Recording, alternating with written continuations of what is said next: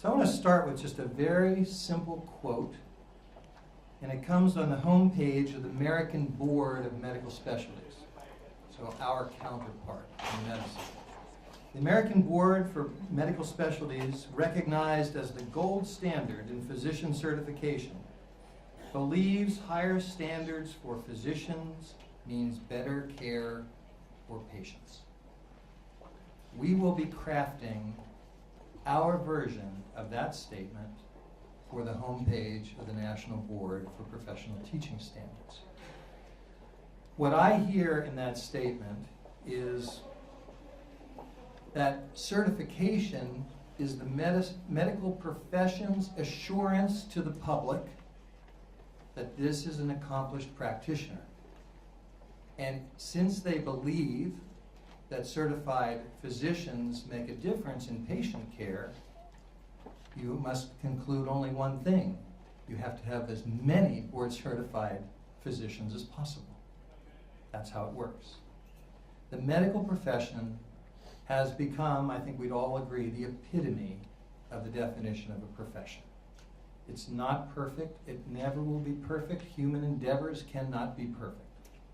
But medicine is as good as it gets. And in 1987, when the founders of the National Board came together to create this organization, they had in mind the medical model. People knew what medicine had done throughout the 20th century to become what it is today. And if you've looked at any of the history, 100 years ago, medicine was not the epitome of a profession. Conscious decisions were made. And it was a lot of work over decades. We created standards, profession-based and determined standards in 25 different areas of teaching. We created a very good process for certifying when teachers meet those standards. It's not perfect. We're trying to make it better. We're always trying to make it better. But you won't find a better process out there now that will certify, that will show you when a teacher is highly accomplished. What we have not done that medicine did was make this the norm, not the exception. It has to be what everyone in our profession aspires to. That's how you define a profession. Professions are not led by an elite group of Navy SEALs. A profession means across the board you have accomplished practitioners. That's what we have to strive for. We're proud of the 106,000 board certified teachers who are out there now. I've got 18 of the best ones right here on either side of me, and you're going to hear from them in a minute. But that's 3%. And that means that most children in this country will never sit in a classroom with a National Board Certified teacher. If only 3% of our physicians were board certified, we would not have the quality of health care in this country that we have today. We're proud of Wyoming, 7% of the teachers. Mary has bigger aspirations for that. She's only about growing that number.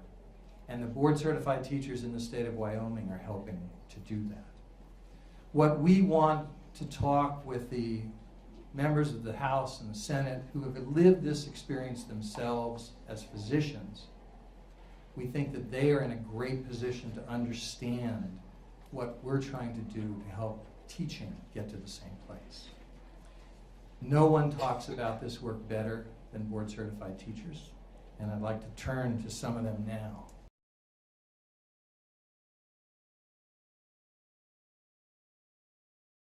Well, I teach at Cass High School, which is in North Georgia, and I've been teaching for about 25 years.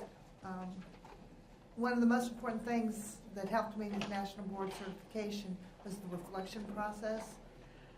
I love looking back and saying, this worked, this didn't work. Well, how can I change it up? How can I toss this out, bring something new in, and get a lot of feedback from my students, things that they found were interesting, such as putting Romeo and Juliet's parents on trial. These are things that, years later, students will come back to me and say, this is something I remember.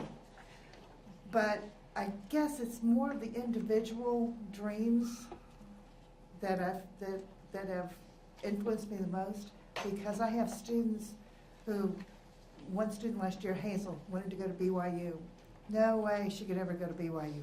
We're a little town in Georgia, right? She wanted to go to BYU, and I said, well, go ahead and apply. I'll write a letter of recommendation for you. She got in BYU. She loves it there. But from the time I had her in my class, her junior year, until she graduated, I saw her bloom and just say, I can do this. And she was such a brilliant student anyway, but just to be able to guide her and advise her. With my 9th grade students last year, I taught repeater 9th graders. For those of you who are not aware, those are probably the most challenging students in the high school because they've already failed, so what do they care now? I was very fortunate that I had what became highly motivated students, and 100% passed the course, 100% passed the end of course test for 9th grade literature, and they're well on their way to success. Some of them are taking 2 English classes this year, so they'll be able to graduate. But the reading scores have gone up with my students, and I think a lot of it has to do with expectations. National Board helped me to raise the expectations for me so I could raise them for my students.